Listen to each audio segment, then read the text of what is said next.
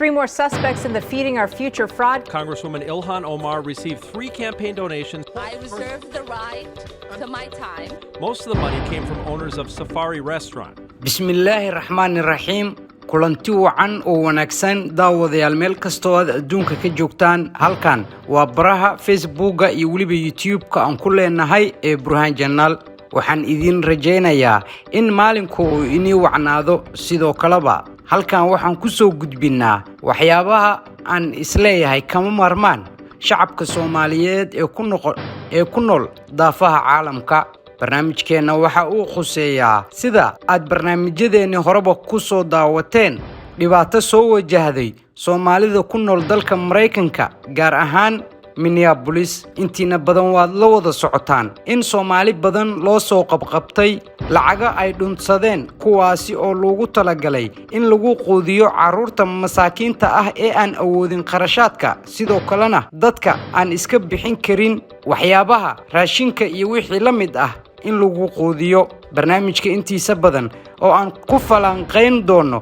ayaa waxaad ku maqli doontaan Ilhan Omar iyo waliba saraakiil sarsare oo ka tirsan dawladda Mareykanka una badan Soomaali oo barnaamijka oo lagu halagalay barnaamijka magaciisa waxa la yiraahdaa Feed Our Future waa barnaamij lagu quudiyo dadka masaakiinta ah iyo caruurtaba ee aan awoodin in ay nolol maalmeedka iska bixiyaan weligiis Mareykanka waa uu ka jiray laakiin waxa uu soo shacbaxay sanadkii 2020 bilowgeedii xilligaas oo adduunka oo dhan uu ka dilaacay cudur safmar ahaa waayeel caruur iyo ciroolaba intaba aan ka tagin dhibaatooyin fara badan oo dadka Mareykan ku nool gaar ahaan Minneapolis la soo dirsay ayaa dawladdu waxa ay laba jibaartay barnaamijyo quudin ahaa kuwaasi oo lagu talagalayba dadka masaakiinta ah in wax lagu siiyo Feed Our Future waa barnaamijka magaciisa waxa maalin dhexdaas ah maxkamad ku taala Minneapolis ay ku dhawaaqday dad Soomaali u badan ay dhaceen lacag gaaraysa 250 milyan oo dollarka Mareykanka sidoo kale waxyaabaha cajiibka ah ee warbixintaasi lagu xusay ayaa waxa ay ahayd 2021 ilaa 2022 oo waliba bishiisii 8aad ay ahayd markaas in ay dhunsadeen lacag gaaraysa 250 milyan oo dollarka Mareykanka dad badan ayaa barnaamijka loo soo qabqabtay oo iskugu jiray culimo u diin iyo waliba dad magaalada magac iyo maal intaba ku haystay haddaba maanta waxaan idin hayaa barnaamijka uu soo galay siyaasiyiintii ku noolaa Minneapolis dadka maanta ay soo bandhigeen warbaahinada ka howlgala Mareykanka gaar ahaan Minneapolis warbaahintaas oo lagu magacaabo Fox News 9 ama 9 ayaa daawacday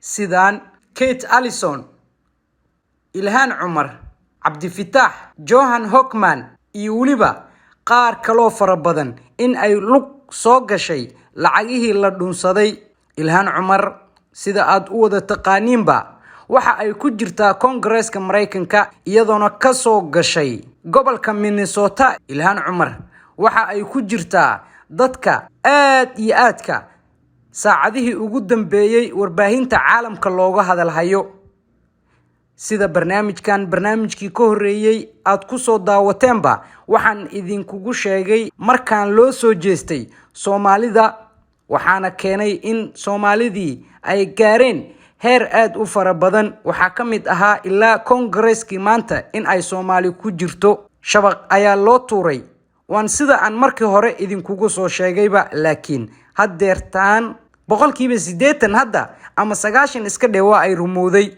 Ilhan Omar oo ku jirta Congress-ka dalka Mareykanka ayaa waxa ay ka soo gashay Minneapolis Ilhan waxa uu campaign gareynayay Soomaalida ku nool dalka Mareykanka gaar ahaan gobolka Minnesota Soomaalida oo iskugu jirtay culimo u diin ganacsato haween iyo waliba ururada bulshada ayaa u kacay in Ilhan ay hesho cod aad u fara badan sidaasina ay ku tagto ama ay ku matasho Soomaalida ku nool dalka Mareykanka Ilhan lacaga waxa jiray loogu campaign gareeyay laakiin hadda lacagahaas darteed ayaa Ilhan waxa la soo diristay cabsi iyo walwal aad u fara badan bal wax yar haddii aan idiin sharaxo waxyaabaha ay qoreen warbaahinta dalka Mareykanka waxaa ka mid ahaa in Ilhaan lacagteedii campaign-ka ay ku gashay lacagta 250 milyan oo dollar ee Mareykanka ee maqan. lacagtaasi ayaa Ilhaan waxaa lagu sheegay ay ku heshay codad aad u fara badan, sidaasina ay ugu gudubtay in ay gasho Congress-ka dalka Mareykanka. Ilhaan waxaa lagu haystaa inta uu socday campaign-keeda in ay furatay website lagu magacaabo GoFund oo dadka masaakiinta ah lagu caawiyo. sida warbixinta ku cadeedba waxaa lagu sheegay in Ilhaan lacagtaasi ay ka heshay nin iska lahaa maqaaxi lagu magacaabo Safari Restaurant, taasi oo ku taala Minneapolis. waxa ay sheegeen in Ilhaan 3 jiho lacaga ay ka heshay. jihada koowaad ayaa ah maqaaxida Safari Restaurant milkiilaheeda in uu ugu deeqay Ilhaan Cumar lacagtaas. waxyaabaha cajiibka ah ee FBI-da Mareykanka ay daba galeen waxa ay yihiin in Ilhaan la soo qabtay lacagta ay GoFund-ka ku heshay in ay ahayd lacagtii 250 milyan oo dollar ee maqan. warka ayaa waxaa lagu soo qaatay Ilhaan Cumar oo booqanaysa maqaaxida Safari, taasi oo dadka ugu xayeysiinaysa in halkan lagu bixiyo cunto bilaash ah, dadka masaakiintana lagu caawiyo. waxaaba la soo sheegayaaba in barnaamijkan 80% dadka aad iyo aadka ugu kaambingareeyay in Soomaalida gacanta loo geliyo ay ahayd Ilhaan Cumar. muuqaalka hadda u jeedaan waa Ilhaan Cumar oo ku sugan banaanka hore ee maqaaxida lagu magacaabo Safari. sidoo kale waxaa ku jira dhalinyaro kale oo xil ka haya Minnesota. waxaa ka mid ah dhalinyaradaas Cabdifataax Cumar, Jamaal Cusmaan iyo waliba kuwa kale. waxyaabaha mucjisada leh ee warbixinta lagu qoray ayaa waxaa ka mid ahaa nin lagu magacaabo Kate Allison oo lacag siiyay nin lagu magacaabo Liibaan Cali Shire. haddaba Liibaan oo sawirkiisa shaashada idinkaga muuqda ayaa waxa uu ku jiraa dadka lacagaha dhunsaday. sidoo kalena waxa uu dhacay ayaa la leeyahay lacag gaaraysa 1.6 milyan oo dollarka Mareykanka. lacagtaasi qayb ka mid ah ayaa Liibaan waxa uu siiyay Kate Allison. lacagta qiimaheeda waxaa lagu sheegay in ay ahayd 2,700 oo dollarka Mareykanka. sawirka hadda idiin muuqda waa ninkaasi lagu magacaabo Liibaan oo dhunsaday 1.6 milyan oo dollarka Mareykanka. sidoo kale Ilhaan Cumarna waa idiin sheegayba in lacagta uu siiyay milkiilaha maqaaxida lagu magacaabo Safari. Ilhaan sidoo kale waxa ay ku andacootay in lacagtaasi GoFund ka soo gashay ay ayadana jaarati ahaan ama macaawina ay u sii bixisay. Ilhaan waxa ay ku doodaysaa lacagtii ka soo xarootay meeshaas, khaasatan lacagta uu siiyay ninka maqaaxida Safari iska leh in donation ahaan ay u bixisay.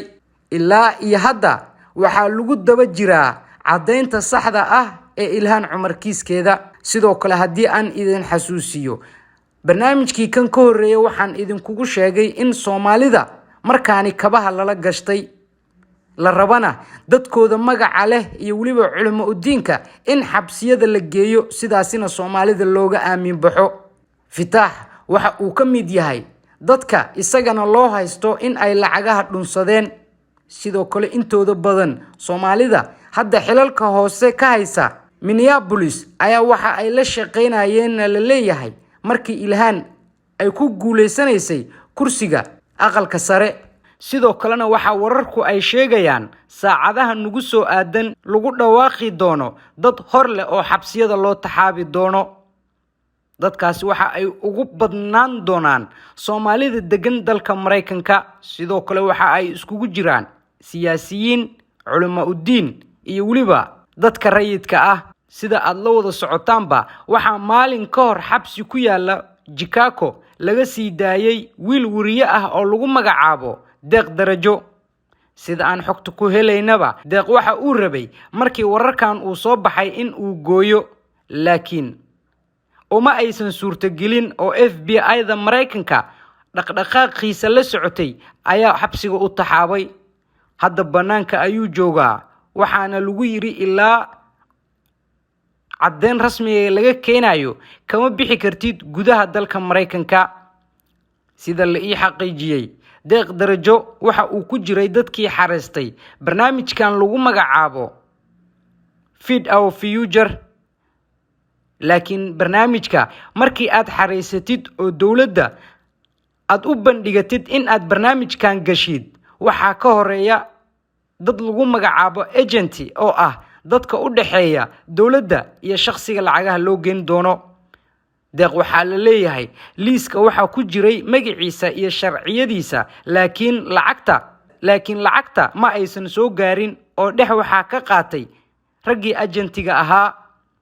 barnaamijkan waxa soo galaya Soomaali iyo waliba dad iskugu jira madow iyo cadaanba. sidoo kale gabadhii lagu magacaabayay Sweetie Amy Gal ayaa la soo sheegayaa in ayadana ay ku jirto dadka barnaamijka dalaalka ka ahaa ama agentiga ahaa. sida aad muuqaaladeena horeba ku soo daawateen gabadhaas ayaa haween Soomaaliyeed oo waliba da'aada hooyanimo gaaray buraanbur iyo waxa ay iskugu darayeen in lacag korkeeda ay ku daadiyaan. waxa kaloo jirtay dahab aad iyo aad u fara badan hadiyad ahaan ay u siiyeen. laakiin sheekadoo dhanba hadda ayay soo ifbaxday oo waxa la ogaaday lacagaha Soomaalida ay qarash gareynayeen in ay ahayd lacagtii dadka masaakiinta ah loogu talagalay ee gaaraysay 250 milyan oo dollar. sida aan xogtaba ku helayno Sweetie Amy Gal ayaa waxa ay dawladda Mareykanka u sheegtaa la leeyahay in Soomaalida ay sixreen aysan ogeen waxa ay sameynaysay iyo waxa kale. laakiin warkaasi kama soconayo gudaha dalka Mareykanka sixir iyo waxaasna maba aaminaan bagaaladan. ugu dambeyntii Ilhaan Cumar ilaa iyo hadda si rasmi ah looguma dhawaaqin in ay ku jirto dadka lacagaha cunay. laakiin telefishinka Fox News ayaa waxa uu qoray in Ilhaan lacagtii campaign-ka ay ku gashay uu siiyay milkiilaha maqaaxida lagu magacaabo Safari Restaurant. Ilhaan waxa laga yaabaa in barnaamijkan ay ku lug yeelato maadaama lacag dhan 250 milyan oo dollar ay maqan tahay. Soomaalida damac ayaa dilaya oo waxa ay u maleeyaan dal kastaba dalkoodii ay soo burburiyeen waxay rabaan inay cunaan aan la xisaabtamin. Ilaahay waxaan ka baryayaa in Soomaalida dhibka intaan uu ugu ekeeyo. laakiin maalmaha soo socda waxa xabsiga loo taxaabi doonaa ku dhawaad 200 qof oo Soomaali u badan. Feed Our Future oo ah barnaamijka hadda Soomaalida loo haysto dadkii lacagaha ugu badnaa cunay dalka maba joogaan oo 2 bil kor ayay iskaga baxeen. xitaa waxaa jirtay nin aan rabin magaciisa iyo sawirkiisa inaan isticmaalo uu ku jiray dadka lacagaha 20 milyan kor u dhaafaysa cunay. laakiin hadda waxa la leeyahayba waxa uu raaxeysanayaa dalkii hooyo baasaboorkiina waa uu iska jeexjeexay. dad badan ayaa waaga hadda ku bariyay xitaa waxaa jira kuwa baasaboor Soomaaliya sameystay si ay ugu cararaan. dadka qaar oo isku dayay xitaa in ay galaan Mexico ayaa la soo qabqabtay, kuwana ayliboorka ayaa laga qabtay. intii kale oo barnaamijka loo haystayna baasaboorradoodii waxa ay yaalaan dhammaan goobaha laga baxo. barnaamijkan dawladda waxa ay gacanta u gelisay nimanka lagu magacaabo FBI-da kuwaas oo qofkii ay qabtaanba kaadida ka keena. waxa ay ka howlgalaan dalal badan oo ay Soomaaliya ku jirto. xitaa haddii ay dhacdaba in Soomaaliya ay dadkan u soo cararaan xitaa waa ay awoodaan in ay gacanta ku soo qabsadaan maadaama ay yihiin muwaadiniin haystay dhalashada dalka Mareykanka. FBI-du loogoma baran in barnaamijyada noocan oo kala loo diro, laakiin Soomaalida ayaa waxa la rabaa in tuka cambaar laga dhigo sida community-yada kale ee Mexicaanka iyo waliba Nigerianka oo kale meeshii ay tagaanba ilgooniya la iskaga fiiriyo. Soomaalida Mareykan degan waxa ay ku jiraan dadka ugu badan ee qurbaha ku nool. sidoo kale waxa jira dad badan oo meesha ka sameeyay lacag aad u fara badan. waxa jira fanaaniin iyo waliba dad kale oo caana oo jidka ku soo jira. xogta aan helayno hordhaceeda ayaa sheegaysa in dalmaryare iyo xaaskiisa xitaa ay jidka ku soo jiraan. sida aan ka soo xigtay qof goobjooga ah kamid ahna Soomaalida ku nool Minneapolis ayaa ay xaqiijiyay in dalmaryare iyo naagtiisa kahor inta aysan barnaamijkan xareysan ama gelin guri ay kala baxday lacag ka badan 500,000 oo dollarka Mareykanka. lacagahaasna waxaa loo sheegay in aysan deyn ahayn, sidoo kalena guriga ay bangi aysan ka qaadin, si kaashana ay u shubtay. waxyaabaha tuhunka keenayo ayaa hadda taas ku jirta, inkastoo guriga iyo barnaamijkan uu horeeyo guriga. daawade Burhaan Journal isha ku hay wixii war iyo warbixino ahna halkan kala socda. sidoo kale fikirkaaga xor ayaa u tahay, qaybta hoose ee commentiga ayaad nagu soo gudbin kartaa. anigu waa Burhaan Cali, halkaana waa Burhaan Journal. sama iyo salaama.